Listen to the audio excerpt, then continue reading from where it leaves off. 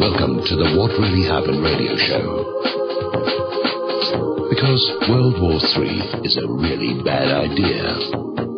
Here is your host, Michael Rivero. And aloha, America. Welcome to our show today. It is Thursday, February 19th, 2015. Sure happy it's Thursday. Sure happy it's Thursday. Sure happy it's Thursday. And, of course, Gung Hee Fat Choi.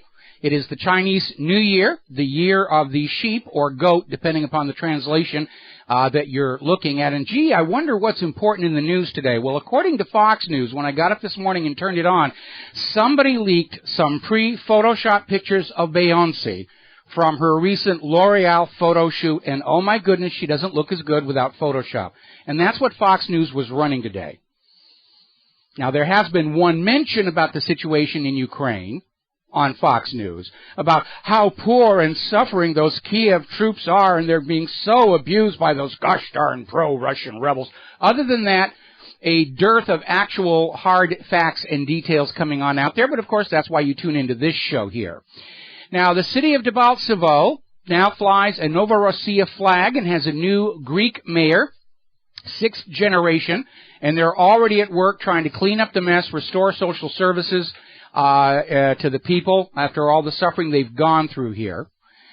Another little story that came out, this was Russia Insider. Ukrainian soldiers share horrors of Debaltsevo battle after stinging defeat. And in a nutshell, they're basically talking about how the Kiev forces that were able to leave abandoned their own wounded in their haste to get out of there. Another story from Russia Insider basically saying what we already know. Kiev has no chances of a military victory at this point. Debaltsevo was the turning point. Kiev is now on the defensive on several levels. And all the Eastern republics need to do is stop their military forces at their self-declared borders and not cross over into Western Ukraine. And Poroshenko's got nothing left to play victim with. Although a lot of other politicians are trying to pick up the slack and somehow salvage this situation and bring about war with Russia. And they're definitely in trouble. The New York Times is reporting that the retreating Kiev soldiers, as they pass through various towns, they're acting like animals, they're getting drunk, they're going into bars and demanding liquor, which they don't have the money to pay for, shooting up the place like a Wild West town. Just, yeah, they're broken spiritually, morally, when they act like that. Now, the Prime Minister of Russia has ordered immediate humanitarian aid to East Ukraine, including turning on the natural gas valves to ease the suffering of the people from this long conflict here. So that's going to bring a little bit of welcome relief to them as well. Meanwhile, over on the Kiev side, they're throwing tantrums like crazy. Another story out of Sputnik News here, where one of the Ukrainian members of parliament is out there screaming, "We will burn down Crimea with all of its residents. We're not through yet. We're going to," and just foaming at the mouth, basically, with what's going on here.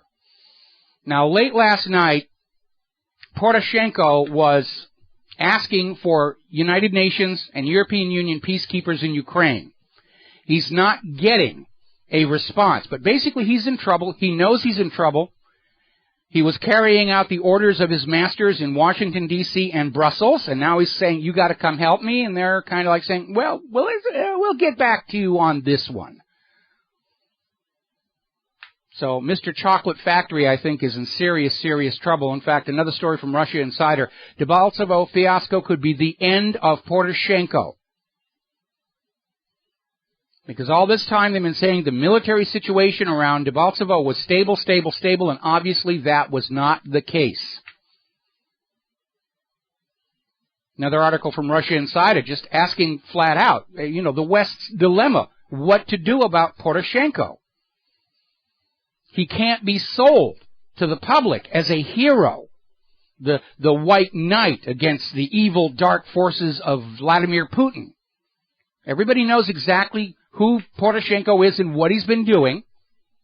He's damaged goods at this point. And just before we went to the air, we saw this story in Journal Neo. Washington turns its back on Poroshenko. They're cutting him loose. And Poroshenko has no power over the course of events in Ukraine. And according to what the leader of Novorossiya, Oleg Tsarov, says, he'll be overthrown soon. And he doesn't represent any army because currently he's even unable to perform the latest mobilization. Ukrainians do not want to fight other Ukrainians over economic issues. By the way, you remember when we reported that Poroshenko and his top deputies and parliamentarians had gotten their families out of Kiev, and Poroshenko's office issued a statement that his wife was actually on the front lines taking washing machines to the troops, and they had pictures and everything. And I called bovine excrement on that story because when was the last time you saw Michelle Obama in a combat zone? It just doesn't happen. And it turns out that at the very same time Poroshenko was insisting that his wife was over there supporting the troops, she was already in London. And that's where she is right now. It's the beginning of the bug out here. Now, of course, the U.S. is not ready to let go of this opportunity to try and get into some kind of a conflict with Russia to save the American paper dollar from that nasty, evil Russian ruble. So we're seeing a story out of WSWS. U.S. steps up threats against Russia as Ukrainian troops retreat from Dalbatsevo. So here we have the Kiev forces in collapse, and the U.S. gets out there and says, oh, it's all Russia's fault. We know the Kiev forces would have been victorious if Vladimir Putin wasn't using his Klingon cloaking device on Russian tanks to sneak them across the border. Now, Putin is already out there saying, we've got the beginnings of a ceasefire. Yes, there's still some fighting going on while the eastern Ukrainian republics kick out the last of Kiev's forces. But we think this ceasefire can be implemented.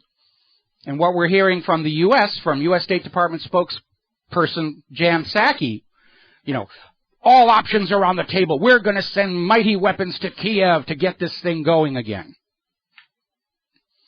So what weapons is the U.S. going to ship to Europe for war in Ukraine? Well, they're already sending A-10 attack aircraft, tank busters.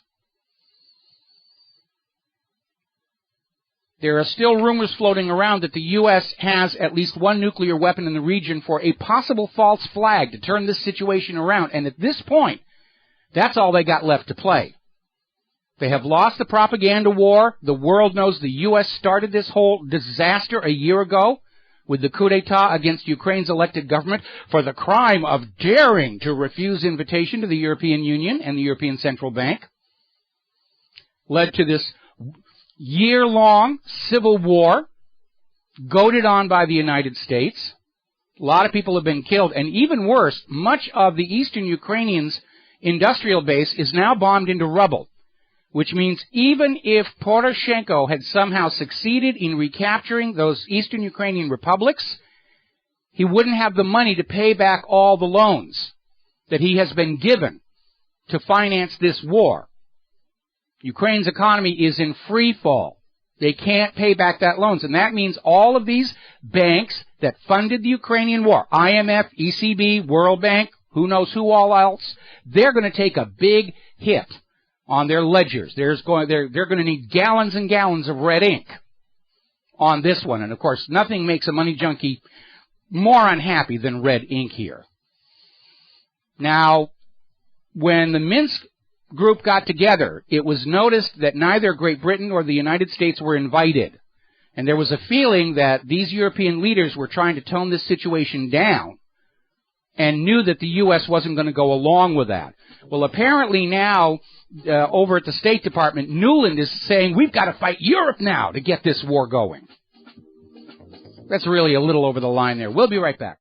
Hi, America. Welcome back to our show. We got callers waiting on the line. I'm going to get to them in just 1 minute, but I wanted to mention this story. There is a new, shall we call it a fashion trend in Kiev today, and that is whenever the people of Kiev see a government official, they pick them up and hurl them into the nearest trash bin.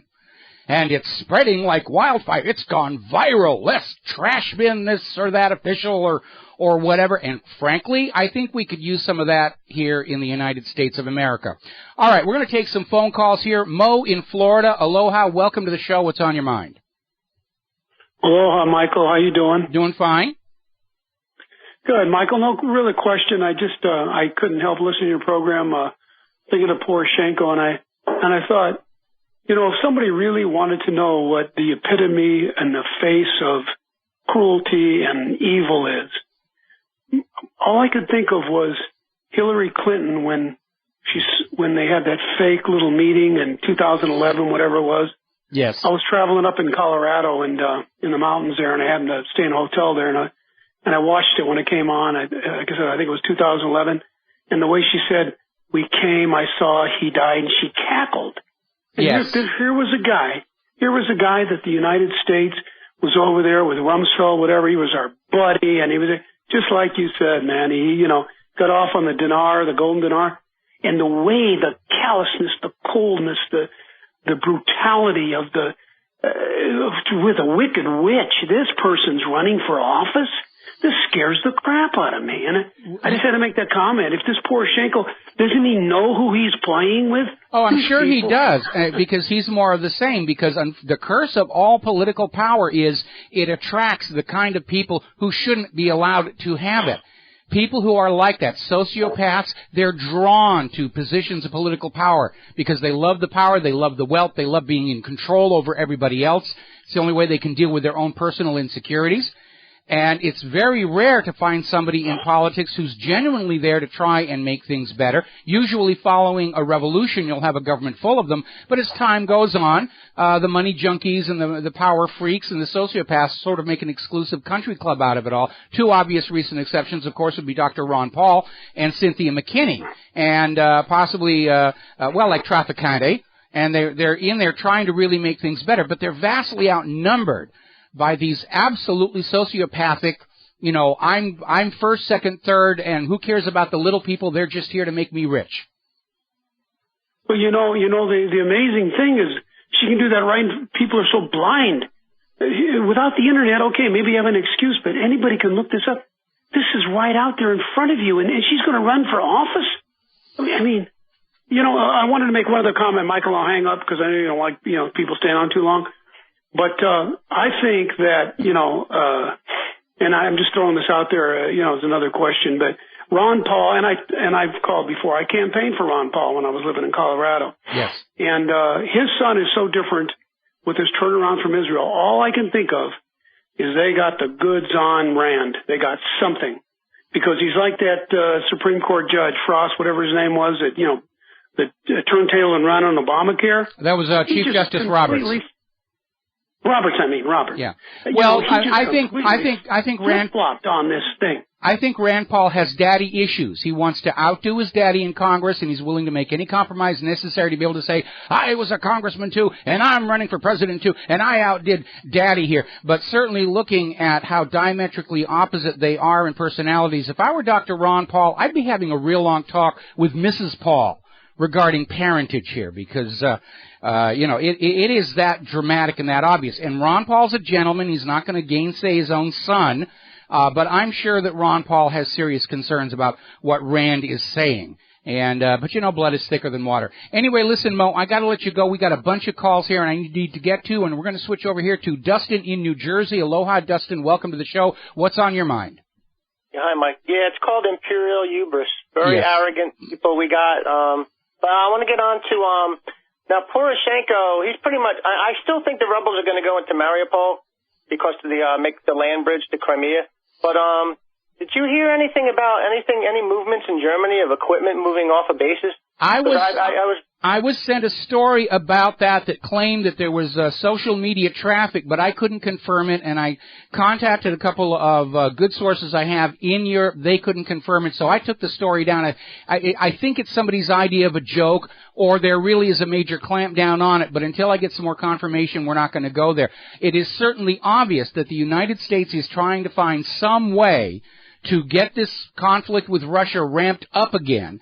And their only remaining option at this point is a false flag of some kind. Set off a nuke somewhere and say, oh, look, Russia's attacking Europe. We've got to go on in there. And we got a couple more stories about that line where they're just trying to rattle the fear-mongering. Russia's coming for this. Russia's coming for that. Russia's going to be taking all this stuff. and just trying to get some traction, and they're not getting it because we, the people of planet Earth, have been lied to so many times and know we've been lied to so many times. We're not going to take anything these bozos are saying at face value. And one more thing I wanted to mention. Did you hear anything about the new BrahMos cruise missile coming out? It's supposed to do Mach 5. Yeah, I've been hearing about that, and supposedly has a new fuel which gets past some of the problems with supersonic combustion, because that's been a real problem in aircraft and weapons development going on back. Well, I even worked on it back in the 1980s. So supposedly this fuel has a way around that, is what I'm hearing. All right, thanks, Mike. All righty, and real quick, we're going to switch over to John in Barbados. Aloha, John. Welcome to the show. What's on your mind? Aloha, Michael. Well, I've got a little comment here. You know the Human Genome Project that you put on the top of Thought for the Day? Yes. Well, actually, the human DNA is only about 3% different to an oak tree. That's probably why there's so many wooden tops in Washington, D.C. By golly, I think you may be onto something there. Oh, yeah. Anyway, I sent you some emails today, Michael. Okay, I'll be looking for them. One of them was about this Washington dumping Poroshenko, but the other one was Vineyard Saker, and he's done quite a good analysis of the situation.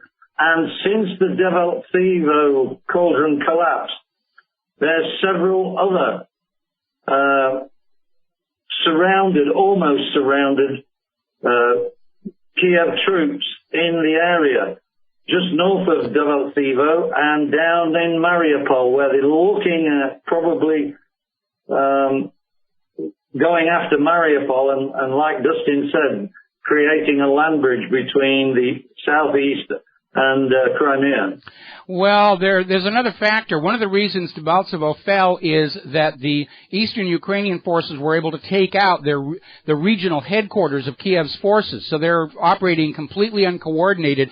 And I would not be surprised to see the Kiev forces in other parts of the eastern Ukrainian Republic just start abandoning their posts and heading back west, back home. I think the whole thing is falling apart. We got to take a break for commercials, and we'll be right back. Thank you for the call, John.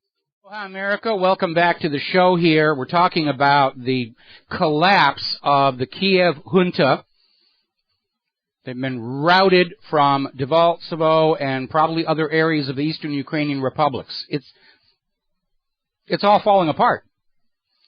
And it's having ramifications here. Story out of Russia Insider. According to a recent poll conducted in Germany, 63% of the German people do not believe what the German corporate media is telling them about Ukraine. And apparently, where we call it corporate media, the German phrase for it now is liars media. And this puts the German corporate media between a rock and a hard place, because they're being told by U.S. intelligence and German intelligence and their government to keep on saying this is all Putin's fault, this is all Putin's fault. And it's costing them viewership, audience numbers, advertising revenues. And the only way it's going to get its audience back is to start telling the truth. And of course, the intelligence services and the government will not let them do that. And this is a situation that the American corporate media, or liars media, is finding itself in. As they continue to support the propaganda campaign, they're losing audience. They're running at huge losses. But their corporate masters are willing to subsidize those losses up to a point on the belief that somehow magically the American people are going to start believing what the corporate media tells them about what's going on in the world. If they can just get rid of that pesky independent media and that internet thing. So, let's see. British Defense Secretary has come out with a warning to Europe. Putin is targeting the Baltics next. Putin hasn't targeted anything yet. It was the U.S.-backed coup d'etat in Kiev a year ago that started this nonsense. And they're still trying to raise on a busted flush, say, this is Russia's invading Ukraine. Russia's doing all these bad things. Putin is, tearing his tags off his couch cushions and passing wind in the elevators at the Kremlin. And so they're still out there with this idea about, Putin, Russia is coming to conquer the world unless we confront them now. And, of course, Moscow felt compelled to respond because this is the British Defense Secretary saying, no, guys, we didn't start this. You did. The threat to the Baltics, and indeed all of Europe, is the resurgence of a very militarized, militant NATO. And Russian Foreign Ministry spokesman Alexander Lukashevich said that the comments made by the British Defense Secretary Michael Fallon are beyond diplomatic ethics. It's a foreign policy faux pas. And Lukashevich added, the comments of Mr. Fallon are, of course, beyond diplomatic ethics, and the characterization of Russia is completely intolerable. And I'm sure over at the White House, Obama is saying, you want to do something about it, Putin? You want to do something? I dare you to do something. I double dog dare you to do something. Do something I can use to start the war. And, of course, Putin's not going to do that. Putin is being seen as the peacemaker. He calmed the situation down in Syria when the U.S. wanted to invade there. He succeeded in navigating the treacherous situation in Ukraine. That's now unraveling. And the world gets to see just who was behind all of this insanity. Now, down in Syria, we've mentioned this already. Things are not going well for the Project for the New American Century down there as well. The Syrian army, Assad's forces, have now completely encircled Aleppo. And that includes now being in control of the road from Aleppo to the Turkish border, over which Al-Qaeda and ISIS were getting weapons and supplies from the U.S. And so now all of those forces in Aleppo are now, like they were in Debaltsevo, now cut off.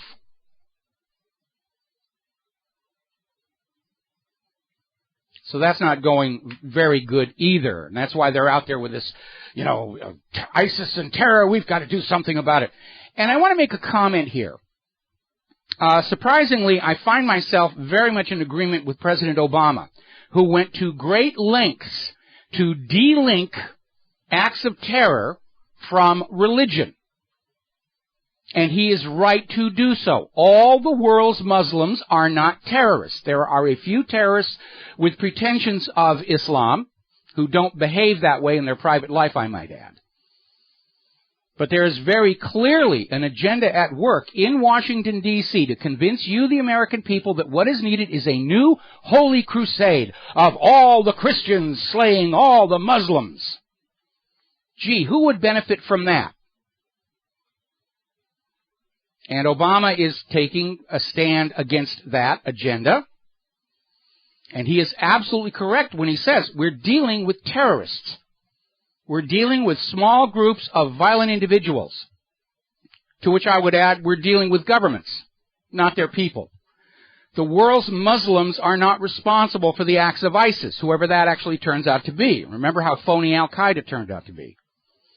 The world's Jewish people are not collectively responsible for the crimes of Israel's government. And the world's Christian people are not collectively guilty for all the fooling around with the little kiddies that are going on in the churches. Obama is right, and his critics are flat out wrong. So, going on back to the situation about trying to get something going with Russia. What's going on here, it's a battle of banking systems. When they talk about the clash of civilizations, it's a war between banking systems, between a system where the public currency is managed as a public utility and private central banking. Now, Iceland jailed their bankers, wrote off most of the debt created through fraud. Iraq and Libya have pretty much kicked out their recently installed U.S. puppet rulers. The plan to start a confrontation with Russia through Ukraine to protect the dollar from the ruble is clearly crumbling. And the plan to install a new government in Syria, now in its fourth year, by backing Al-Qaeda against Assad, is stalled, as are the plans for eventual war with Iran and China. So where we are right now is the United States, PNAC, plan to conquer the world and force it back to Bretton Woods, and the petrodollar is in serious, serious trouble.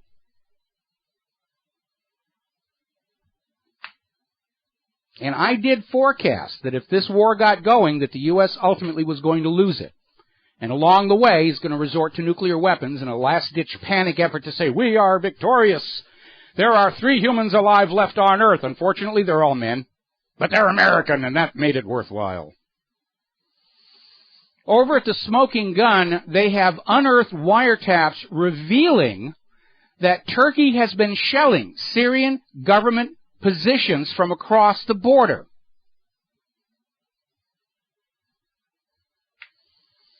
I think future history books are going to say, yeah, it's already a world war. It's already a world war. They tried to sneak it past you before we noticed. Yeah, it's a world war. We're in World War III right now here. Another article coming out of Global Research up in Canada. Obama's fake war against the Islamic State. The Islamic State is protected and supplied by the U.S. and its allies, and we've been hearing that all along. All of these airstrikes going into Iraq and Syria are actually targeting Iraqi and Syrian economic assets, refineries, pipelines, factories, things of no military purpose whatsoever related to this supposed war on ISIS. Got to take a break for commercials, and we'll be right back. Aloha, America. Welcome back to the show here, and I'm looking at some news reports coming out of the Russian media and the Ukrainian media, at least in the eastern Ukraine. It's getting ugly. Apparently, one of the things that hastened the collapse of the Kiev forces in Debaltsevo, remember I mentioned earlier the eastern Ukrainian republics had succeeded in destroying the regional headquarters, so the units were operating without coordination, and apparently they wound up firing on their own forces with Grad rockets. And that did not go over very well.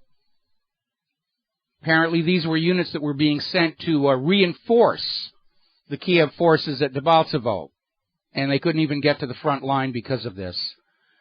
Another story, they're over in Lugansk, they're finding bodies of civilians who've been tortured and drowned, and apparently have continued to find supplies of weapons, ammunition, bulletproof vests, uniforms that are all obviously from the United States of America. So the situation is just, it's falling apart over there.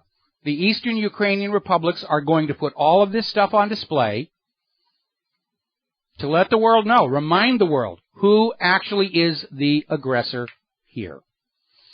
Now, as you're probably aware, starting yesterday, we're hearing all this talk about how ISIS is going to attack Italy from across the Mediterranean in Libya, as if they could get across the Mediterranean without being detected. I mean, come on, you know how many radars are along that coastline. Italy's now responding to the threat from the Islamic State, which, by the way, came in by way of a videotape. They're deploying 5,000 soldiers in Rome, including heavy security around the Vatican. And boy, if for that group that wants to try and get all the world's Christians ready to declare a new holy crusade against all the world's Muslims attacking the Vatican, it'd be a good way to do it. So we need to realize the people who are pushing this agenda forward, they're in a situation where some kind of a spectacular false flag event is about the only thing they've got left to use.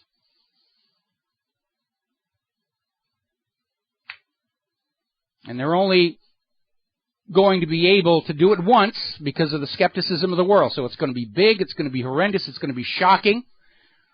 They've got to figure out some way where they can get all the world's Christians angry at all the world's Muslims. And again, looking at all the criticism being directed at President Obama for making the point that not all Muslims are terrorists, not all Jews are Benjamin Netanyahu, not all Christians are Torquemada. There's obviously an agenda in the background to try and gin up total war between every Christian and every Muslim. Kill each other off. Now, who does that leave in control of the world? Just something to think about there. Now, over in Libya, the Tuareg representative to the Libyan National Dialogue, Moussa Al-Koni, is rejecting any foreign intervention in Libya. Because they understand they're in the middle of a power vacuum. The U.S. puppet rulers have been kicked out, and there are several factions fighting for control of Libya. But that's Libya, and they want to sort it out for themselves. And he's making the point.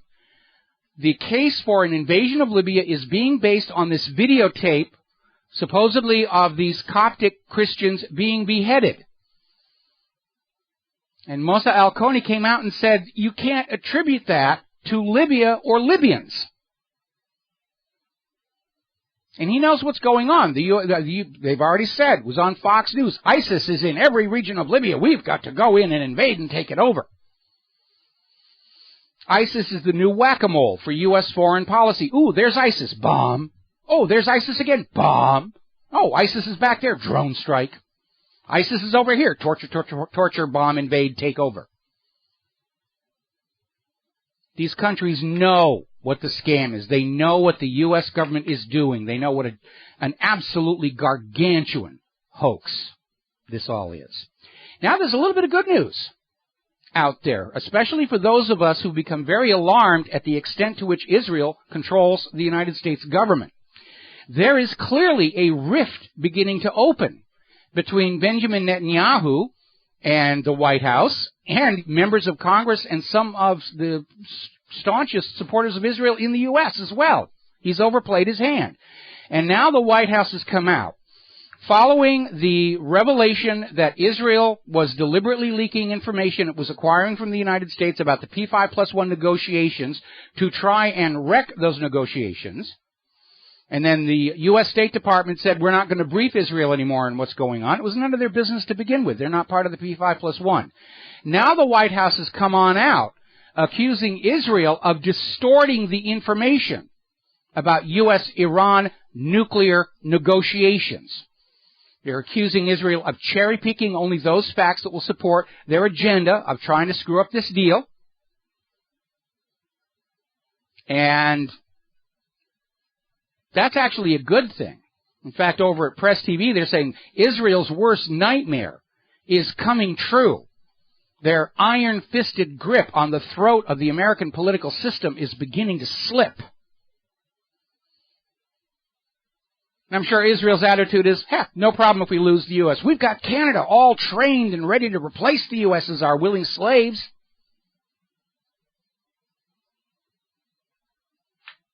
I don't think that's going to sit well with the Canadians. It doesn't sit well with us Americans here. Meanwhile, the IDF's chief lawyer is shrugging off the possibility of a probe from the International Criminal Court saying, hey, we've already investigated. And if we didn't find anything, then really, you shouldn't even bother yourselves. That's absolutely it. Over in the settlement of Asfar, Israeli settlers have torn up and destroyed 550 olive tree saplings planted by Palestinian farmers, which shows you what wonderful human beings and neighbors they can be. Now, following the Charlie Hebdo attack and this last weekend's, let's call them what they are, false flag in Copenhagen, Netanyahu immediately got on the microphone to say, all of you European Jews, you're in terrible danger. Anti-Semitism is on the rise. The Nazis are coming back. The gas ovens are waiting for you unless you immediately emigrate to Israel. And frankly, the response from the European Jews has been along the lines of those of the Iranian Jews. Thank you, no, we're very happy here. Interestingly enough, an Israeli analyst, Zvi Bar-El, has been criticizing Benjamin Netanyahu, saying, propaganda aside, the reality is the European Jews are much safer and going to be more prosperous staying where they are in Europe. The reality is that on the ground in Israel, there's a lot of violent crime, much of it organized crime. And the Jews who are emigrating to Israel now are basically going to be assigned as low-wage labor for the new Israeli farms on stolen Palestinian land. So even some of the people inside Israel are saying this is a raw deal, which is, of course, the Iranian Jews knew that. And the European Jews know that as well. Okay, now, we've been hearing about the SWIFT system and threats by the United States to kick Russia out of it. Russia responded by saying, we'll set up our own that was due to launch next month. Apparently, while nobody was looking, it got up and running. And it's now linking 91 entities in numerous countries that are part of the BRIC system. So SWIFT is no longer a monopoly. The U.S. can kick Russia out of SWIFT. It won't affect them at all. The de-dollarization continues around the world. And possibly because of that, being freed from the U.S.-dominated SWIFT system, Russia started dumping U.S. treasuries. 20% of their current holdings just went on the block. China following along. I'm amazed they can find anybody to buy those things. Now, over in Greece, the negotiations, to put it bluntly, aren't working out. Germany and the European Union rejected the Greek proposal for an extension for repayment on their bailout and basically said it comes with too many conditions. And they're looking for other sources of funding without the conditions, and Greece is being driven to consider the recent Russian overtures. Russia and Hungary are cozying up. Greece and Russia could cozy up. This whole new Cold War agenda is in serious trouble. We'll be back after the news. Aloha, America. Welcome back to the show. Hour number 2. The phone lines are open. 877-300-7645. I see we've got a caller waiting on the line already. I'm going to get to you in just a minute, but a couple of things I need to catch up on. Did you see that puff piece story on SRN or listen to it? Oh, let's all feel bad for poor Brian Williams. Oh, he really believes in the integrity of journalism. No, he doesn't. None of them do. These people are paid millions of dollars because they're very good convincing liars. The people who are telling you the truth are operating on shoestring budgets, pennies, nickels, dimes, quarters we dig out from underneath the couch cushions. We are seeing in the Russian media again a confirmation of what one of our callers said before. Novorossiya is saying that they will have control of Mariupol in a matter of maybe 2 weeks. And if the Kiev forces go on blowing their own people up, I'd say probably sooner than that here. Fox News is quoting Gallup as saying that 8% of Americans think terror is a top concern, which tells us that all this fear-mongering that we've been seeing in the corporate media for the last couple of weeks about the threat of terror isn't gaining any traction whatsoever. All righty, let's grab a phone call here. We're going to go to Robert in California. Aloha, welcome to the show. What's on your mind? Hi, Mike. I'm the guy that sent you the picture the other day of Maria Harf with her head on fire. Yes, I thought that was so funny. Yeah. Anyways, my question was about Edward Snowden. I'm surprised nobody's talking about the potential or the reason that maybe the United States is pushing for this war against Russia might have something to do with them granting Edward Snowden asylum. Oh, I don't think the U.S. was willing to start a world war with Russia over Edward Snowden. I mean, if they really wanted to, they'd just send in a hit team to take him out. No, this war is all about protecting the supremacy of the U.S. paper dollar against the ruble, the yuan, and the renminbi. That's what these wars are all about. Returning the world to Bretton Woods, returning the world to the petrodollar, because our economic system has become dependent on that mafia-like piece of the action they get over the rest of the world being forced to use the U.S. dollar for trade, banking, purchasing of raw materials. And because they've gotten lazy off of that automatic wealth, they've allowed our manufacturing to decline both in quality and quantity, if not in price. Our stuff is very expensive here. And nobody wants to buy our agricultural exports because of the GMO problem. Corn exports from this country have plunged like 80% since that whole thing came. And, right. And if the world drops the dollar, the U.S. is going to implode. Right, yeah, I get that, and I've been following that. I'm just saying I wouldn't be surprised if they're trying to, kill two birds with one stone. Oh, everybody's in there with their own agenda for the war, and I'm sure there are people who want to take out Edward Snowden and punish Russia for giving him sanctuary. Wars are never fought for just one reason. Wars are started when you get 20 or 30 people together whose own personal agenda is served by the war, and then they all say, yeah, I'm in agreement. We need a war here. Let's get this thing going. And that's where the wars come from. And so there's always a lot of overlapping motives and agendas and greed and so forth and so on. And the participants in the war don't really care what the other person's goal is, as long as they're all working together to get what they want. Yeah, it's all consolidation of power. Well, for some people, yes. For some people, yes.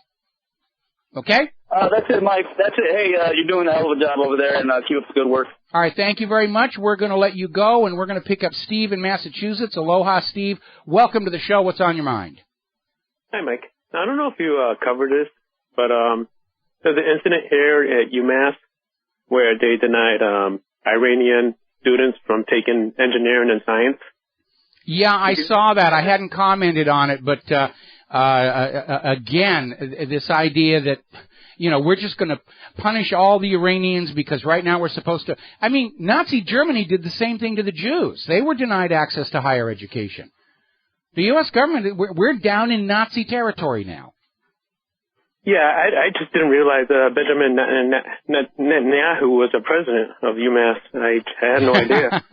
Surprise, surprise. Apparently Netanyahu's president of a lot of things inside the United States of America, including the U.S. Congress, and the real president's not very happy about that, and I don't blame him one tiny bit. This is something else I'm in agreement with President Obama on. Boehner was way out of line to invite Netanyahu. Boehner's in violation of the Logan Act. He ought to be in prison right now. Well, the good news is there was such a backlash that they decided to let Iranian students take those classes after all. Oh, good. I'm so glad to hear that. I'm so glad to hear that. And I don't think they had a choice.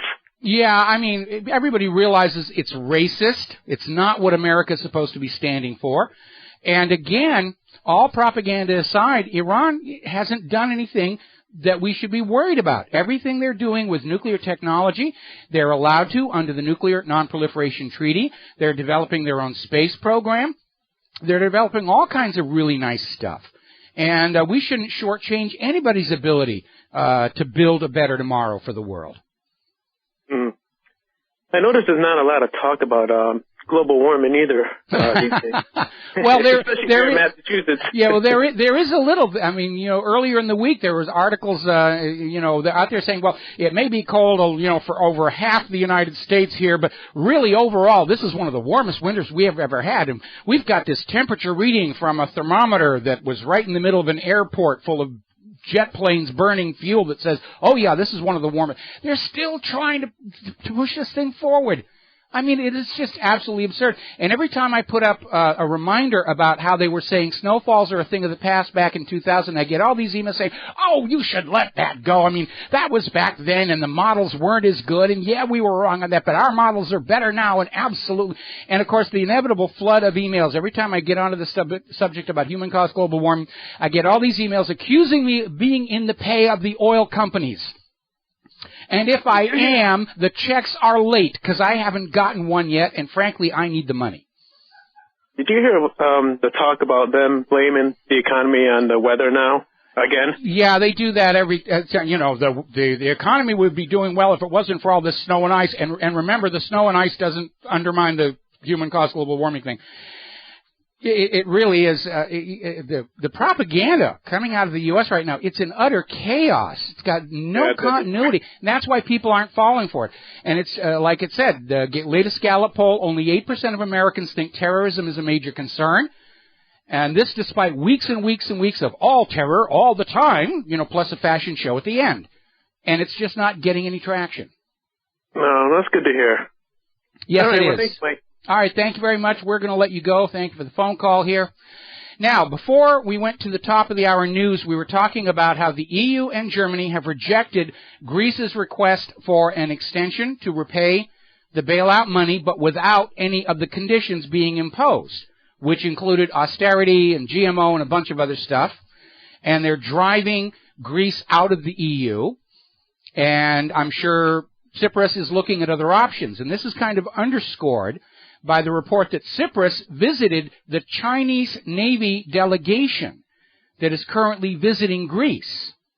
The head of the whole country went down to these visiting Chinese Navy ships and walked on board and said, "Gung hei fat choi." And Tsipras is clearly looking at options outside the EU. And it's the EU's fault because they took that hardline approach. But again, they were trapped. If the EU, ECB, cuts Greece any slack, every other member nation of the European Union is going to demand the same. Now, here's a little alarming story from Zero Hedge. Europe will implement border and capital controls in the coming months. When we come back from these commercials, I'll explain exactly what that means. Aloha, America. Welcome back to our show here. Now, before I went to the commercial break, I was talking about this article from Zero Hedge talking about Europe will implement both border and capital controls in the coming months.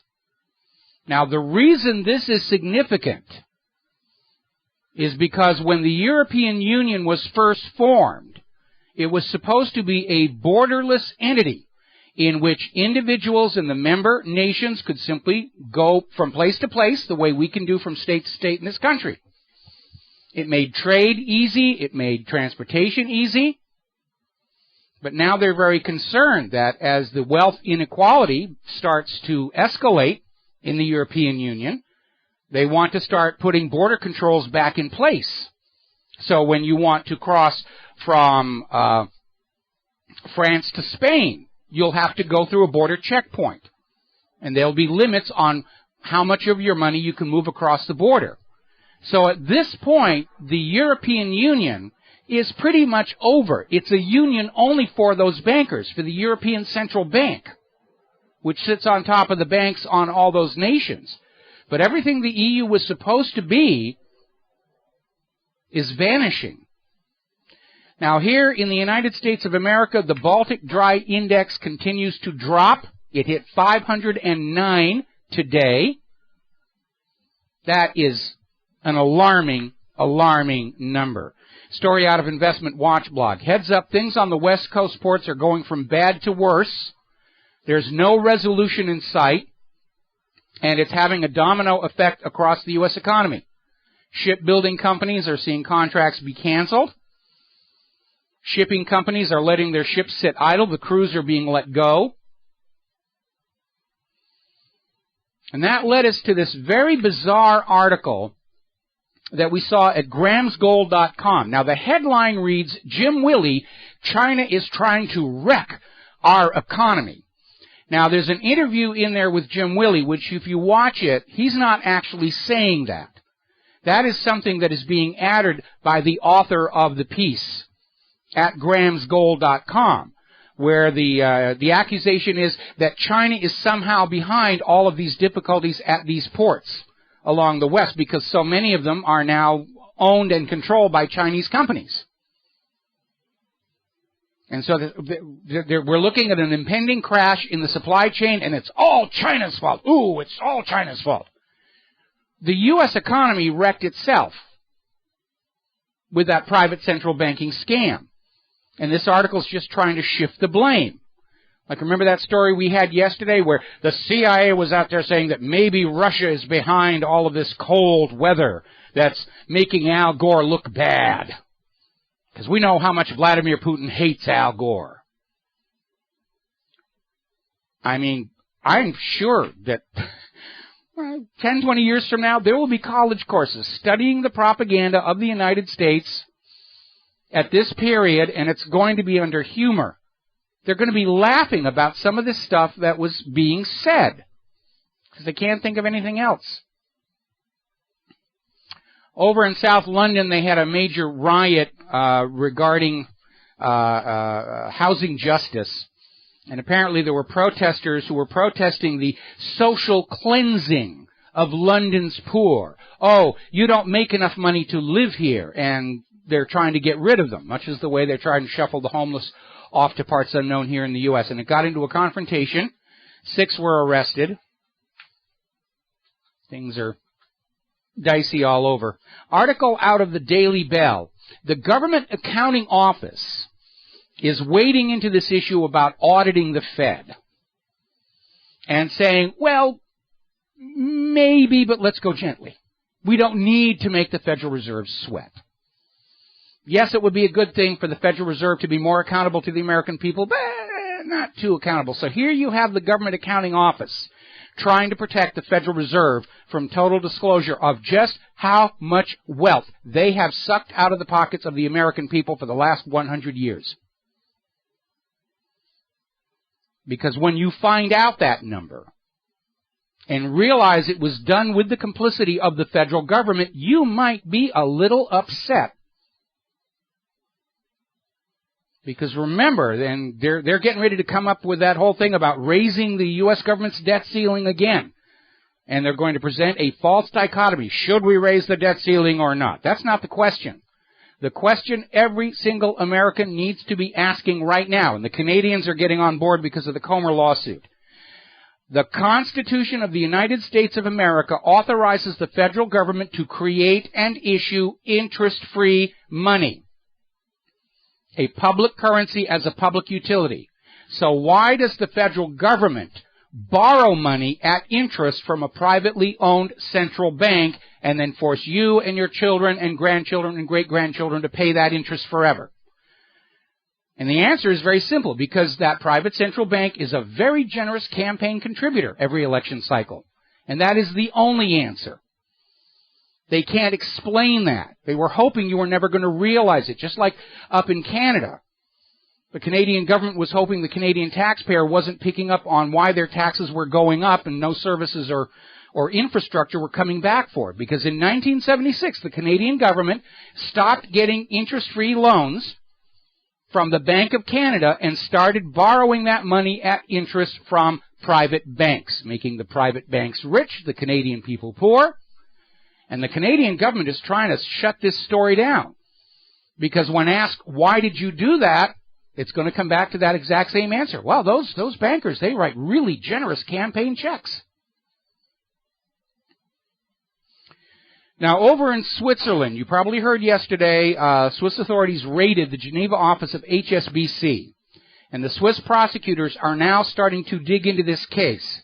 So anybody at HSBC who thought that this was just going to go away because banks are too big to fail, too big to jail, well, they may be in trouble, because Switzerland's economy is heavily dependent on banking, and they take the reputation of their banks very, very seriously.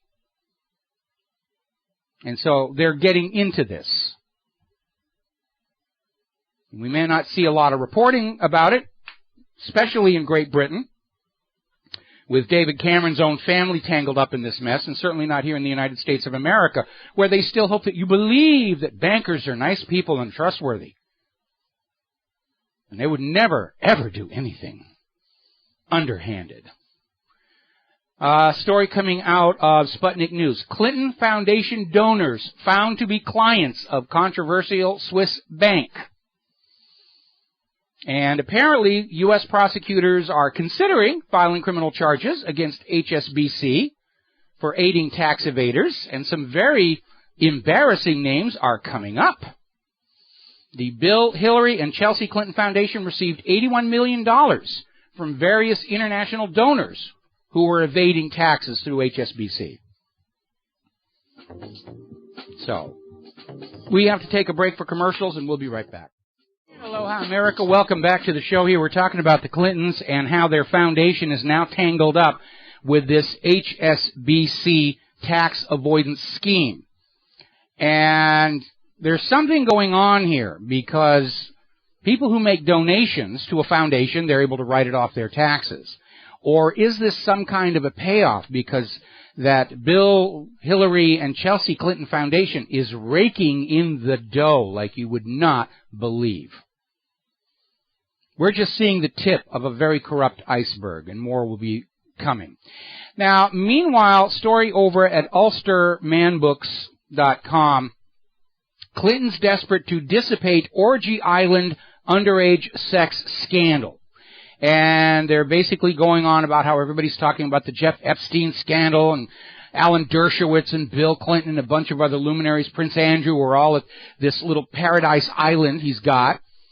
where there was all these very cute underage girls who were available for sexual purposes. And they're out there saying the Clintons are worried about this, and frankly, I disagree. I think this is being used as a distraction. Because the last thing Hillary wants any of us thinking about are the cattle futures trades, the travel office firings, Benghazi, Vince Foster, photos with known cocaine smugglers in front of the White House Christmas tree. Yeah, Bill was over there. That's not a surprise. He's got a well-documented generosity with his genitalia. Who cares? He's not the president anymore. Hillary, I'll guarantee you, is going to turn this story around, play the wronged woman. Oh, I put up with all of this stuff from Bill, and I emerged stronger because of it.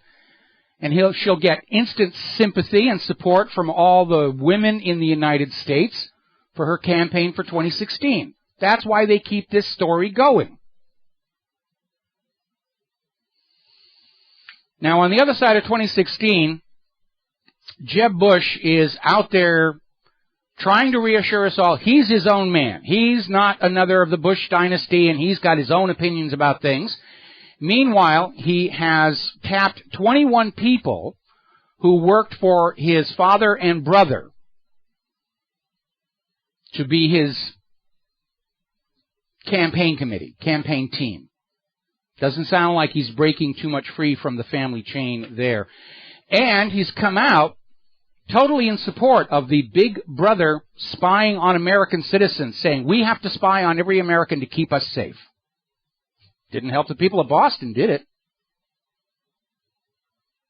So there you have it. Yes, he is another Bush. Because this NSA spying didn't start with Barack Obama. It was already going on. It was one of the policies Obama actually promised he was going to reverse all the way back there in 2008. Now, here's an interesting story from The Hill. Ron Paul is out there saying the U.S. didn't really want to catch Osama bin Laden, and because the U.S. was using Osama bin Laden as an excuse for military expansion and invasion of other countries. And Ron Paul is partly right. That's what bin Laden was being used for. What Ron Paul seems unaware of is that the real Osama bin Laden died in late 2001 of natural causes. And all the bin Ladens since then were phonies. Now, the issue got forced because it wasn't SEAL Team 6 that got the guy in Abbottabad. They were sent in to commandeer the body for propaganda purposes. But according to Pakistani media, it was Pakistani forces who stormed the house looking for a launch site of a rocket that had been fired and killed the gentleman in there. Then the neighbors said, we think that might have been Osama bin Laden. They weren't certain. And, of course, that news went up the chain of command, was intercepted by the U.S., and Obama said, all right, let's grab this guy. If he's a convincing Osama bin Laden, let's have him stuffed and put in the Capitol Rotunda. So SEAL Team 6 went in there, grabbed this guy. Somewhere on the way back, they were looking at him and saying, nobody's going to believe this guy was Osama bin Laden. So they dumped the body in the ocean and flooded the net with all of these very hastily done, poor quality, faked photographs. And apparently Ron Paul is not up on that part of the story. But the U.S. did use Osama bin Laden as the justification to invade other countries, and then switched over to the generic Al-Qaeda when too many people realized that the real Osama bin Laden died in late 2001. And then the U.S. had to switch to ISIS when too many people realized that the visible faces of Al-Qaeda were all manufactured fakes. Like Adam Gadon, the American Al-Qaeda, whose real name is Adam Perlman, and he's the grandson of the member of the board of the ADL. Remember, Yusuf al-Khattab ran the Revolution Muslim website out of Brooklyn. His real name was Joseph Cohen. They're fakes and phonies, and ISIS is just as fake and phony as all the rest. It's just like that old comedy TV series that Mel Brooks put together. Get Smart. Don Adams starred as Secret Agent 86. And there was this little bit of shticka. Would you believe? And Secret Agent 86 is being held prisoner in the house. And he says, would you believe this house right now is surrounded by a crack troop of commandos? And the bad guy would say, no, I don't believe that. Maxwell starts, well, would you believe that there's a police car out there with machine guns? And the guy says, I don't believe that either. Then Maxwell Smart would say, how about 2 Boy Scouts and a toothless Doberman? And we'd all laugh at it. But we're at that stage with the American propaganda. Would you believe this? No, we don't believe that, Mr. President. How about that? Would you believe that? No, we don't believe that one either. Would you believe Russia is causing the cold weather? No. Would you believe that China is at fault for the U.S. economy? No, we don't believe that one either. Now, here's a fun story. We were talking the other day about this fistfight that broke out in the Kiev parliament. There's been another one in the Turkish parliament that put 4 people in the hospital and injured a few more, including some who suffered skull damage by being struck with the assembly leader's gavel on the head, and they were fist-fighting all over the thing. I'm going to take up a collection here to start sending swords over to these parliaments to really have interesting fights with. I think that would certainly get us much more entertainment value. Or maces. I got a mace on the door there with a big ball at the chain with the spikes on there. Let's start sending those over to these various legislative bodies, including the U.S. Congress, because they're going to get into fistfights sooner or later. Let's talk a little bit about police brutality. There's a story over at Oraz.com talking about a guy named John Gear, and you probably didn't hear much about him. But he was just your basic white guy with a career, kitchen designer, living in Fairfax, Virginia, was unjustly shot and killed by the police, and it didn't get any news coverage because they don't want you to see this as a problem of police brutality against all Americans. They're still trying to spin it, oh, it's racism, it's white police officers and black victims. No, it isn't. The police are shooting and killing all kinds of people, of all races, creeds, colors, and then handcuffing the dead bodies afterwards, which has us scratching the heads a little bit. Now, as you've heard from one of our advertisers, there is a bill in the House of Representatives to ban private ownership of body armor. And every time I hear about this, I think back to that shootout at the Empire State Building where 9 bystanders were shot, all by the NYPD. And I'm waiting for one of the sponsors of this bill to explain to us why those bystanders in New York didn't deserve to have body armor to protect themselves from the NYPD. Please explain that to me, why that's wrong or bad. We'll be right back. Hi, America. Welcome back to the show. And we're talking about this proposed legislation, which is being referred to in one of our advertisers, banning private ownership of body armor. And it is a ridiculous idea. It's certainly not going to prevent criminals from acquiring body armor from the same source they're getting their assault rifles, Fast and Furious. It's about disarming innocent civilians. And again, look at that shootout at the Empire State Building. 9 bystanders shot, all by the NYPD. You tell me why those people shouldn't be allowed to have body armor, especially in a nation where the police have, since 9/11, murdered 8 times as many innocent Americans as terrorists have. And I'll give you another example. Hunters. If you've ever hunted, you've probably heard the phrase buck fever. Hunting requires a tremendous amount of patience. You'd be out there in the woods walking around, and some people are so desperate to bring home something to show for all the time and money they've spent. They hear a snapping twig and they open fire without checking their targets. And it is a real issue. Hunters do get shot by other hunters. Why can't they have body armor? It's a ridiculous law, and what it signals is a government that is absolutely terrified of the American people. And I'll give you another example. I'm looking at this story coming out of blacklisted news. Apparently, New York State, on top of its already excessive gun bans, now wants to restrict butcher knives and machetes. You have to be a licensed, government-approved chef to have a large butcher knife. You don't need one in your home. Just use those little tiny plastic knife things that we authorize for you. And machetes. You've got to, apparently they're going to demand that you have to show proof that you are a gardener for a machete. Forgetting how many people use machetes to clean up their own landscaping. I mean, it's just ridiculous. It's utterly ridiculous what they're going to. Now, some common sense from the Granite State. Yesterday, the New Hampshire House passed a bill prohibiting state and local officials from owning or using military equipment provided by the federal government under the 1033 program. The vote was 204 to 134. So a little bit of common sense from the live free or die state.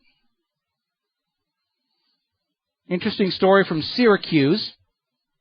Apparently some 293 items are missing from the police property rooms. This all supposed to be evidence?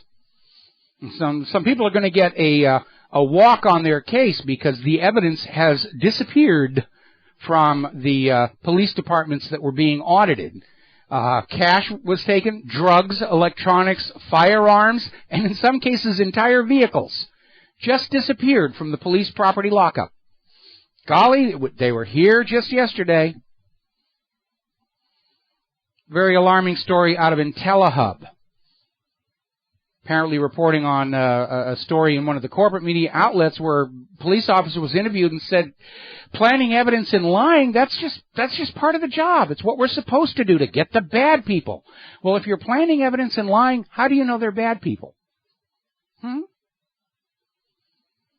And this was followed up by another story over at LiveLeak that we linked to whatreallyhappened.com called The Murder Blanket. And it basically involves, pardon me, FBI agents literally browbeating a confession out of somebody who insisted he was innocent. It was just pressure to the point of say, whatever you want. And they kept saying, well, tell us about the crime. And he very obviously didn't know anything about the crime. So the FBI agents would coach him, said, no, you can't say that. You got to say this. Literally working him all the way through to get him to say a story that they could use to lock him up. And it got caught on tape. That's what the FBI does. Oh, I've got to have an arrest. Look good on my resume. I'm up for a raise and a promotion. I need to throw somebody in jail to look good to the bosses. And that's how that gentleman down in Florida, Ibrahim Todashev, remember him? The FBI was trying to pressure him to implicate the Tsarnaev brothers in a drug murder. And they kept interviewing him, and he kept refusing, saying, no, I don't know that they were involved. And it resulted in an altercation where Ibrahim was shot multiple times by the FBI agent, including a single shot to the crown of his head, kill shot. And the involved FBI agents, of course, were never reprimanded or punished because, after all, Ibrahim Todashev lunged at them with a knife. Pretty good feat for a guy who just had knee surgery. Interesting story out of the Daily Mail in Great Britain. One of the worst of the Guantanamo Bay interrogators, one of the most brutal, turned out, before he went to Guantanamo, he had a 30-year career as a Chicago detective, during which he was accused of planting evidence and torturing suspects to extract confessions. So, of course, Dick Cheney's going to recruit this guy. He's exactly what we need. Now, over in Poland, as you're probably aware, they're kind of reeling from having to admit that they were part of the CIA's network of secret torture dungeons around the world. And we still don't know them all. Probably never will.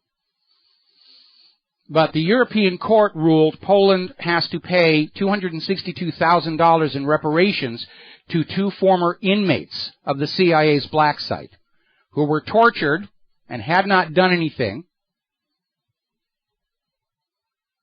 This is a black stain not on Poland, but on the United States of America. As Obama said, yeah, we torture some people. You know, no big deal. If you make a big deal about it, the terrorists will win here. All right, let's talk a little bit about computers. There's more stuff coming out about this. Apparently, Lenovo is now selling new computers that come with adware pre-installed. It's called Superfish, and it injects third-party ads on Google searches and websites without your permission. You don't know they're being inserted. You think it's just coming to you from the website or the search engine, but it isn't. It's built into the computer. When you get it from the store, they're loading these things up with all this stuff that you don't want. Now, here's another story coming out of Tech Radar. Photos reveal that NSA tampered with Cisco router prior to export,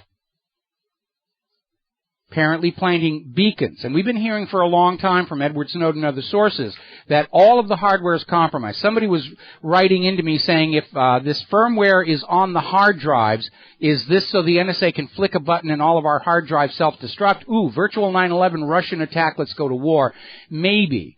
But it looks like what the NSA has been trying to do is a totally in-hardware backdoor system. In the routers, in the backplane of the computer, the processor itself, and in the hard drives, so they can go into any computer and it doesn't matter what operating system is running on it or any other software protection you have on it, because this backdoor system doesn't go through the computer's software. It's just built in. Oh, we got to go to this computer and steal his Aunt Mary's top secret chocolate chip cookie recipe. Now, of course, the world knows that's what the NSA has been doing, and that's going to be another major hit on America's computer industry at a time when our economy cannot survive that. Nobody wants to buy computers that are being resold by American companies. Nobody wants to use America's cloud services or any other services, in fact. Iceland's IT industry is booming right now. Everybody's moving their websites to their servers, and their data to their servers. And at this point, you got to be out of your mind to use the cloud. And I know they're trying to force it. You know, oh, it's the cloud. We're going to put this on the cloud for you. I don't want the cloud. It doesn't matter. It's not up to you. We have decided we are putting your data on the cloud. I get that from my iPhone all the time. I don't want the cloud.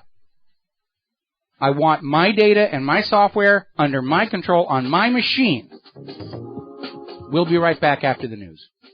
Aloha, America. Welcome back to our show. Hour number 3. The phone lines are open. 877-300-7645, 877-300-7645. And getting on back to the news here. There's a story out of Wired where a hacker is claiming that the federal government hit him with 44 felony charges for refusing to become an FBI spy. And we keep seeing this pop up time and time again. The FBI will get somebody on a crime and say, if you'll be a spy or an infiltrator or an informant or an agent provocateur for us, we'll make those other problems go away. And we see these people sent out to set up patsies for other arrests. And apparently, these 44 felony hacking and cyberstalking charges were all later dismissed. And it was all to pressure him to be a spy for the FBI. I guess the FBI is having a hard time finding people who are willing to be a snitch for the modern Gestapo. No shortage of them back in the 1960s at the height of COINTELPRO. Oh, people wanted to be FBI informants because they were going to go into law enforcement and the government and the FBI itself, and being an undercover informant on a college campus looked really good on the resumes. People are wising up to what's going on here. Let's see, story out of Arab World 360, basically reiterating that the U.S. is maintaining a major propaganda operation to manipulate social media using special software that you were forced to pay for that allows a single U.S. government propagandist to have hundreds of online fake identities to spread pro-American propaganda. And apparently a California corporation has been awarded a major contract for this by the United States Central Command to develop what is called an online persona management service. Fake IDs. Isn't it funny at a time when Google and Yahoo and pretty much everybody else says you must be using your real ID and only your real ID, and the government, of course, is behind there creating hundreds of fake IDs to try and overwhelm the discussion. But it doesn't work if we know that's what they're doing. Meanwhile, of course, we're hearing the other side of the situation at RINF.com, where the U.S. government is now demanding that social media be subject to censorship to stop ISIS because they're propagandizing on the social media platforms. I have to be very honest, I haven't seen one yet. What they're really after is shutting down anything that is critical of the official story by the U.S. government about who ISIS is and what they're doing. Oh, if you're casting doubt on the official ISIS story, you're aiding ISIS, and therefore we're going to shut you off. Have you not heard of this little thing called the First Amendment? Part of the Bill of Rights, part of the Constitution. You remember that? Somewhere in your political science education, you had to have heard about that. Maybe you were out sick that day or something. Now, here's an interesting little story. Speaking of propaganda, a story out of voiceformen.com talking about this video that came out a while ago under the hashtag #DrunkGirl, where this girl was just videoing. She was Hollywood Boulevard and very inebriated, asking men how to get a bus to get back home. And the men she approached, at least in the final edit, they were not rude or aggressive, but they were all basically hitting on her, trying to get her to go home with them or get into my car, I'll take you home. Well, it turns out this was a propaganda video by the militant feminist movement that is trying to revive the rape hysteria of the 1990s that was used to divide men against women. And it turns out the woman who was in the video, Jennifer Box, is indeed an actor. And she has gone public saying that it was misrepresented to her what the video was for. She was told it was going to be a segment on a prank TV show.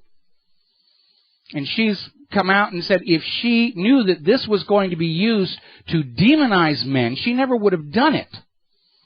And it's a reminder that so many of these videos attempting to document social behavior, such as that recent one about anti-Semitism, are indeed manufactured propaganda fakes.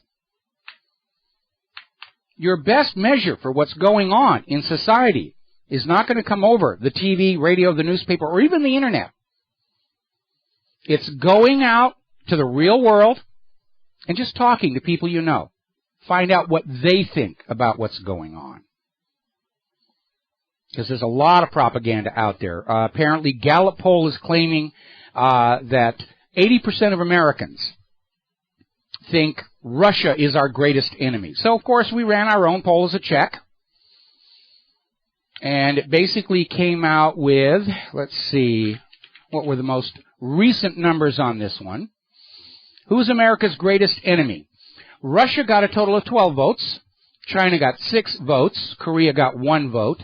ISIS got 5 votes. They're not even up to Russia. Global warming got 3 votes. Private central banks got 718 votes, 96% of the entire total. We know who our enemy is. And it's not Russia, and it's not China, and it's not human-caused global warming. Speaking of which, article out of the Boston Globe, snow keeps piling up in New England. February is already the snowiest month in Boston history, and we still have another 10 days to go. 9 days to go. And there's another snowstorm coming in this weekend.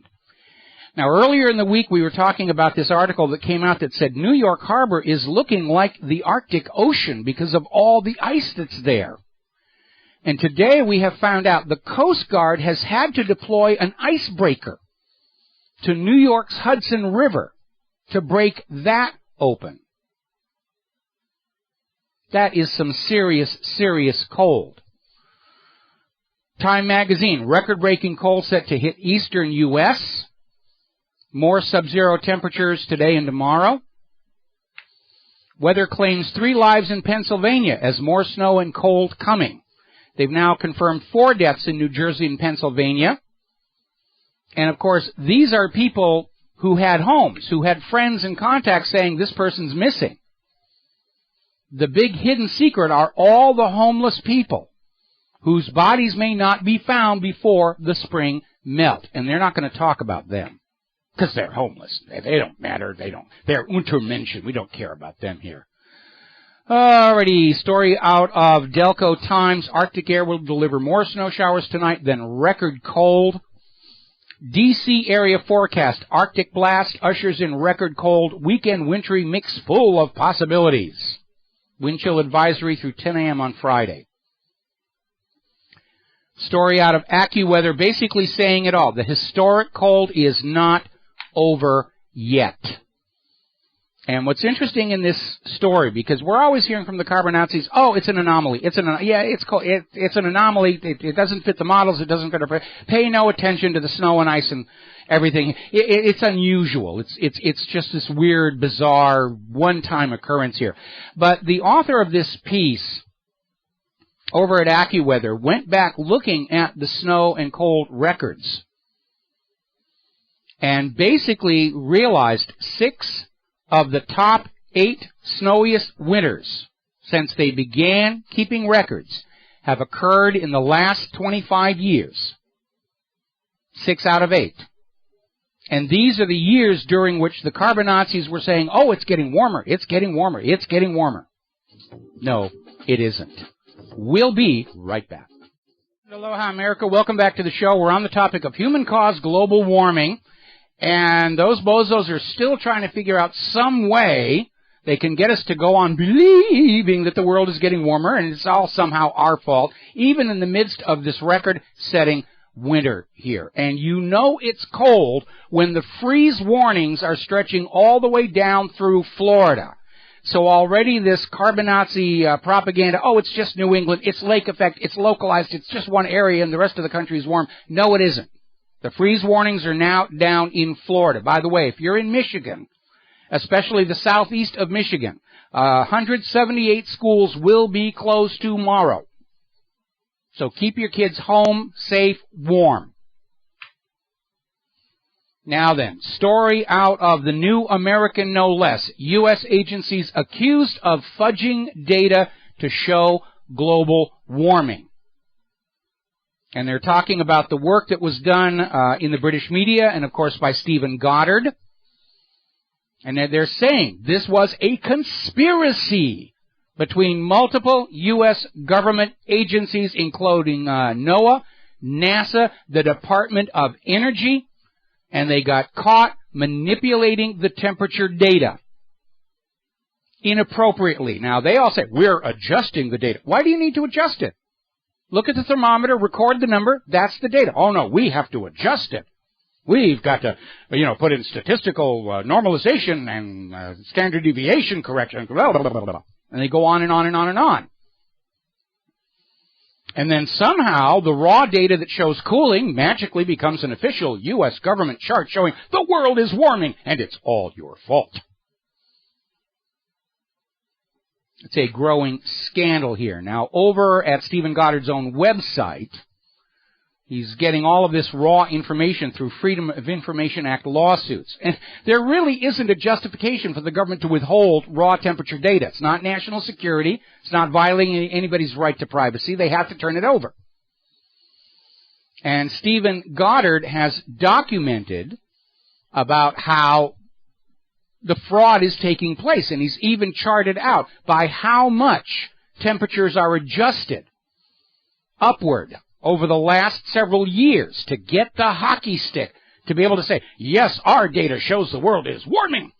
I actually got a nasty email from somebody saying, you're talking about all these cold temperature. Why don't you talk about the record temperature they got at this location? And then I go and I look, and the location they're describing is really not one that's suited to determining global temperature, because it inevitably turns out to be a weather station in the middle of an airport surrounded by passenger jets belching out tons of flaming kerosene. And oh yeah, we're supposed to look at that temperature and conclude that the world is getting warmer. If you visit my ClimateGate page, and you should, we have photographs of an official NOAA temperature monitoring station sitting right next to a trash incinerator. These NOAA stations have been documented in the air conditioning outflow from buildings, which are warm. Air conditioning does not cool a building. It moves the heat from inside the building to outside. And they put those temperature stations right where that hot air is coming out. And don't forget, over the last couple of years, NOAA shut down all the temperature monitoring stations out in the cooler rural areas, claiming it was budget restrictions. But those stations were producing numbers that they couldn't deal with. So now it's all at the airport, it's inside cities, which are very warm places. They're doing everything they can to rig this. And Stephen Goddard has just done a tremendous analysis showing how the fraud is being done. And don't forget, a few years ago, there was a huge scandal called ClimateGate, where somebody inside the Hadley Climate Research Unit at the University of East Anglia leaked emails and source code for computer programs that documented how they were trying to hide the decline. That, oh my goodness, this cooling weather is an embarrassment. We're going to lose our funding. We got to do something. And inside the actual computer code, you can see where some programmer just went in there and said, well, starting at this year, we're going to shift the temperature upward by so much per year. It's absolute, total fraud. Now, one of the excuses that we are getting from the carbonazis is that this cold weather is the result of global warming. I think this was in USA Today earlier this week. Because global warming is melting the Arctic ice, and that is sending cold air down to us.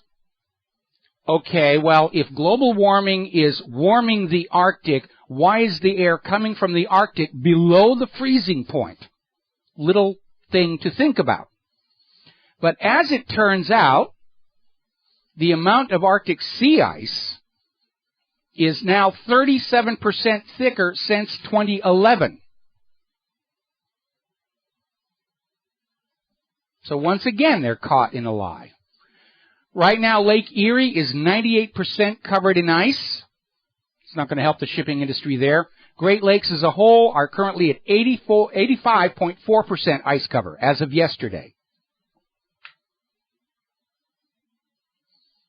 Now, over at Investment Watch blog, there's a story about an organization called the Space and Science Research Corporation. It is an independent scientific research company in Orlando, Florida. It's not part of the U.S. government. It's not part of Al Gore's circle of friends. And their analysis is, we are in fact heading into a new ice age because of a decline in solar output, a new Maunder minimum. Remember we were talking earlier in the week where there was a global warming protest at Yale University had to be canceled because of the cold? Well, apparently after a blizzard closed the Harvard campus, they're still planning to spend $800,000 to combat human-caused global warming. The grants are still going out there to anybody who thinks they can convince us all the world is getting warmer and it's all the fault of human activity.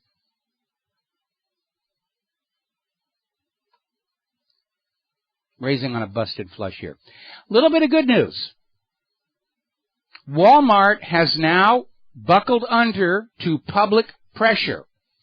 And they are boosting their minimum wage in their United States stores to $9 an hour. This represents a 24% increase from the U.S. minimum wage that Walmart was offering their employees. So, see, enough of a public ruckus, and we can get some changes made for the better. And I don't think Walmart needs to worry about how it's going to affect their bottom line, because if they're paying their workers more, those workers are going to turn around and spend some of that money right in Walmart itself. That's how an economy is supposed to work. The money circulates. Doesn't just pile up at the top. We'll be right back. Aloha, America. Welcome back to our show here. Now, a while back we were talking about this horrendous tragedy taking place in Syria, and no, I'm not talking about U.S. interventionism, where humanitarian aid workers were administering a vaccine program to the children of Syria, which apparently involved a vaccine that was contaminated. The story has now changed. Now they're saying the vaccines were mislabeled. And in the end, it doesn't really matter. 50 Syrian children died from this vaccine campaign. Others may have been harmed to less significant extent. We just put up a story at whatreallyhappened.com from Natural News. Vaccine horrors, medical mutilation of innocent children exposed in graphic photos. And they are. I wouldn't look at this page if you just had your lunch. And I'm looking at these pictures. And I'm thinking about a question I asked only yesterday. What kind of a medical industrial complex is willing to do this to innocent children for the sake of a fast buck? What kind of a government do we have that is willing to let the medical industrial complex do this to innocent children for a fast buck? And the answers to those questions tell you all you really need to know about what life is really like here in the United States of America. Now, another story over at naturalnews.com. Shaken baby syndrome, often a cover story for children damaged by vaccines. And we've talked about this before, where the doctors and nurses and the pharmaceutical companies don't want to admit the vaccines are causing harm, even though it's admitted in the little package inserts that come with the vaccines. And so the easiest thing to do is say, oh, your baby wasn't harmed by the vaccine. You must have shaken him, and that's the reason his brain doesn't work anymore. And if you look at these so-called symptoms of shaken baby syndrome, they line up exactly with neurological damage caused by vaccines. And they just drop the blame on the parents, who are already traumatized by having their child permanently damaged, and now they have to go to court, possibly to jail, because, oh my goodness, you're a child abuser. You abused your own child. The vaccines didn't do anything wrong. You evil person harmed your child. And for those parents stupid enough to believe this story, that's just more guilt that's laid on top of them, along with the tragedy of what's happened to their child.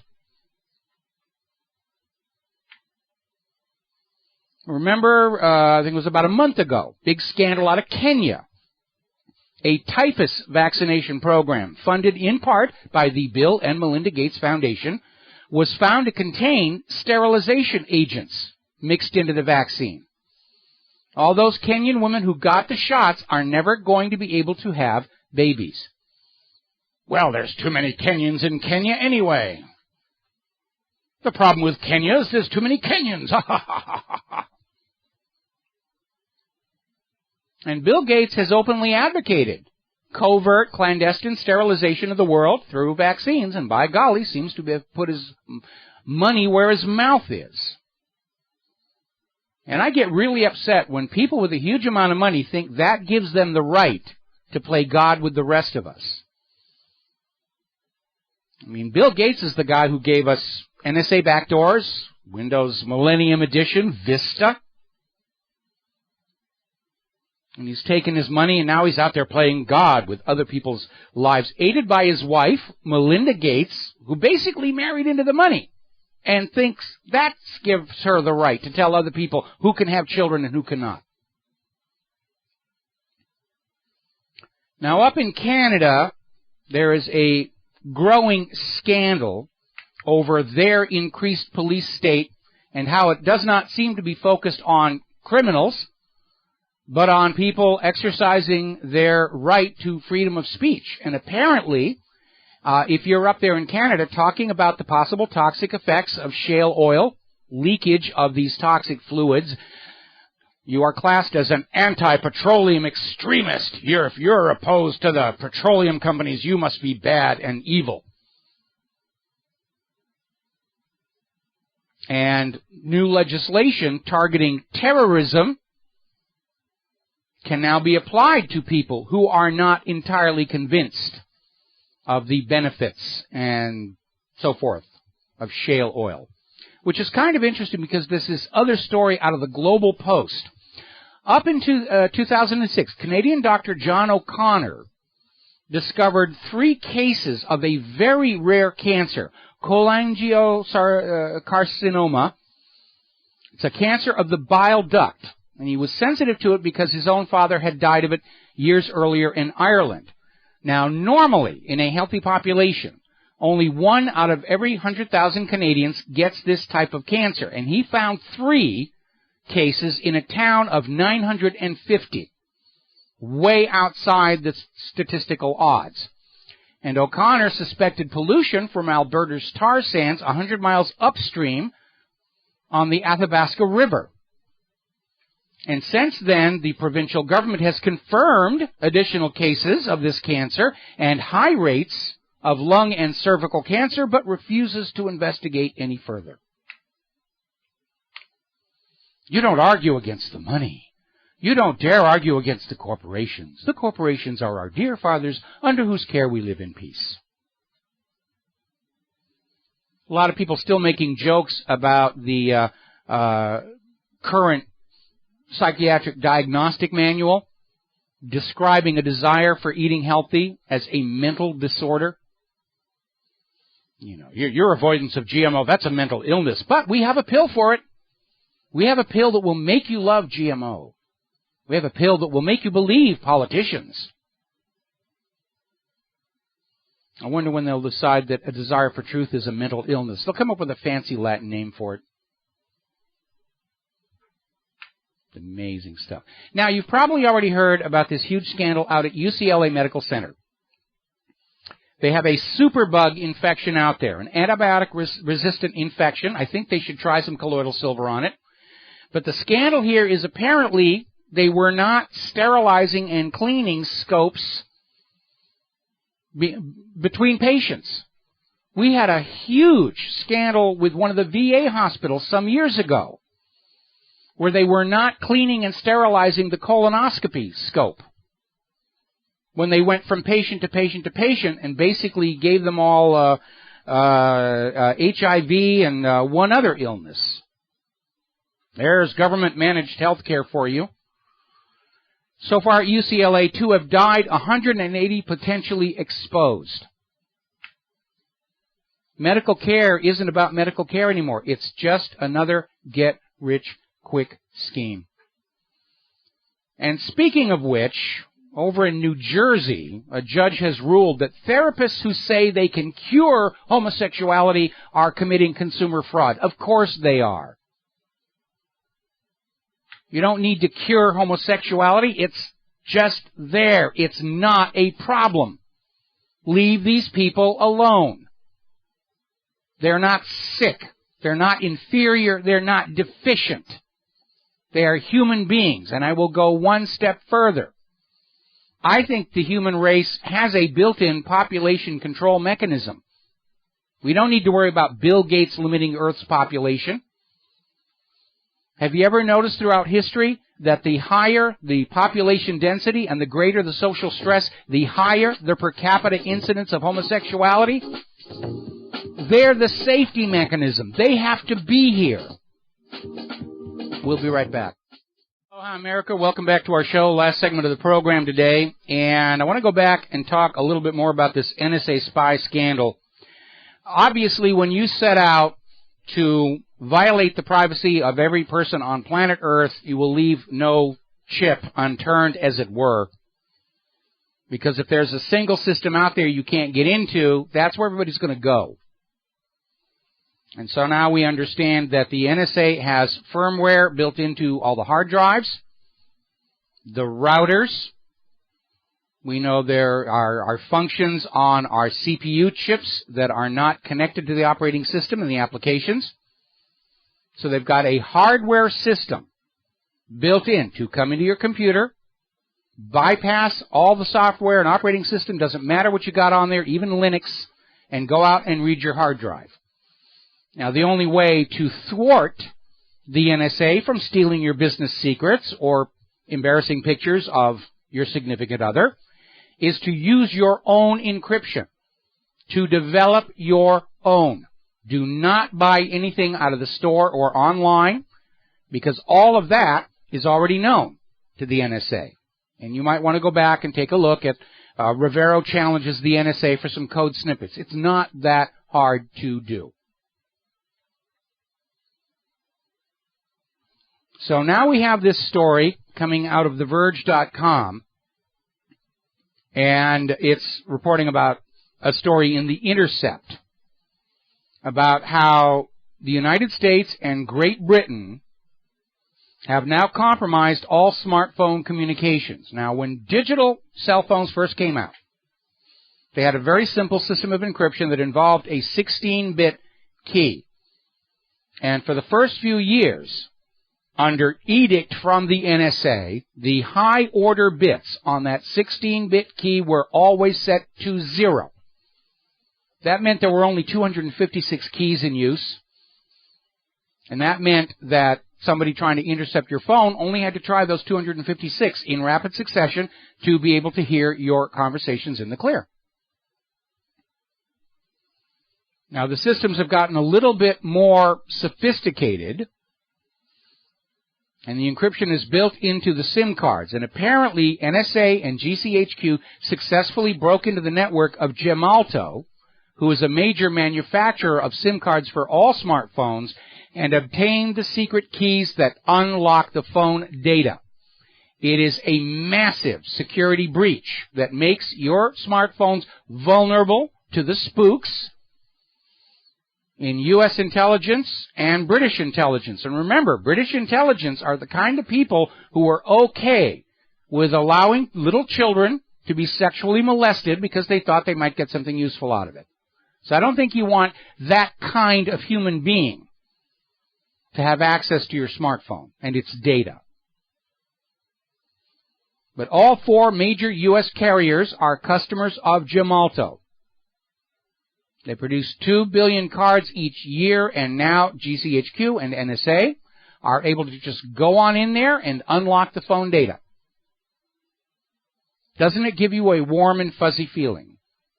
Doesn't it make you proud to be an American or a Brit? The NSA is totally out of control, and I don't understand why the U.S. federal government itself doesn't realize what a threat this is to their own power and authority. Wall Street should wake up and realize with that billion-dollar hacking heist from the banks, Wall Street has to realize NSA has become their enemy, because now NSA is linked to the super hacker group, The Equation. With this kind of power, NSA can compromise any politician, any media individual, any banker, any Supreme Court judge, and covertly be in control of the United States government. And I can't imagine the United States government really being comfortable with that. A cryptocracy that operates through blackmail and coercion is certainly not going to be operating in the public interest. So the world is probably going to start turning away from high tech. We're already hearing stories about various governments in other countries going back to ordinary typewriters. And I miss that little Swintech I used to have. That was a good typewriter. And I went down to Office Depot to look at typewriters they sell today. They're all crud. I have a heavy touch when I type because I learned on a manual typewriter. Those things at Office Depot wouldn't survive 2 months with me. That Swintech was really nice. I had an IBM Selectric for a while. Boy, that was a nice machine. And no computer chips inside. That's what I need to write out my Aunt Mary's top secret chocolate chip cookie recipe so the NSA can't steal it from me. I don't know if you remember this or not, but there is now provision that all future smartphones And digital cameras that are Wi-Fi enabled have a facility built in where the government can throw a switch and your cameras will stop working. So you can come across some politician buggering a small child right out there in the middle of town square, and you won't be able to get a picture or video of it. That is dictatorship. I don't think there's anybody. We're right in George Orwell's 1984. Our TVs are watching us. Our cell phones are listening to us. The reason you don't hear any more about GPS tracking devices being found on activist cars anymore is they don't need them. Your smartphone tells the government everywhere you go.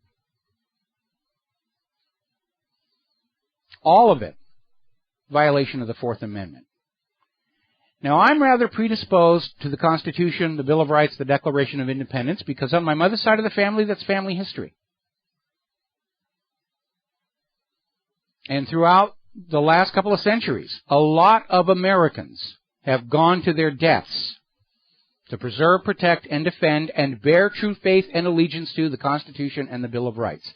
Now, if the NSA wants to just casually throw away that legacy, that heritage, that tells us they are not America. They don't stand for what America stands for. They're a rogue government agency working for a rogue government with some delusions of global domination through the Internet. And nobody should support them or defend them.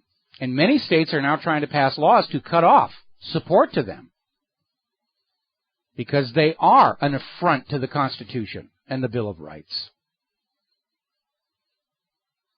We know that what they're doing with their access to our personal data has nothing to do with crime and terror. Because as we proved with the NSA challenges, real criminals and real terrorists can write codes that are unbreakable for the NSA. And real criminals and real terrorists know better than to use social media or even smartphones. They're going low-tech, and low-tech is invisible to the NSA. But the NSA wants to see everything. We are looking at everything. And by the way, do you know something? How much data they're collecting on the people of the world? They're never going to find anything useful in any of it. Acquiring the data is a linear operation, but correlations among all that data is an unlimited expansion. They're taking too much. We always hear that needle in a haystack argument for collecting all the data. Well, if you're looking for a needle in a haystack, you don't dump another ton of hay on the floor. And that's exactly what they're doing.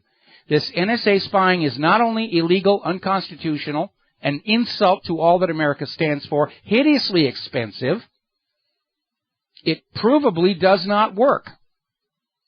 If you believe the official story of the Boston bombing, the NSA failed miserably. Also Copenhagen. Also Charlie Hebdo. Total waste of money. There's the music. I got to get out of here and get some animation work done. We'll be back tomorrow, Friday, here on the Genesis Communication Network. So until then, stay safe, stay informed, stay skeptical. Go ahead and get angry. It's time to get angry. Please tell all your friends and family about GCN and WhatReallyHappened.com. We need a larger audience. We need your support if we're going to stop this war before it gets to the nuclear stage. Have a good day. Aloha, America.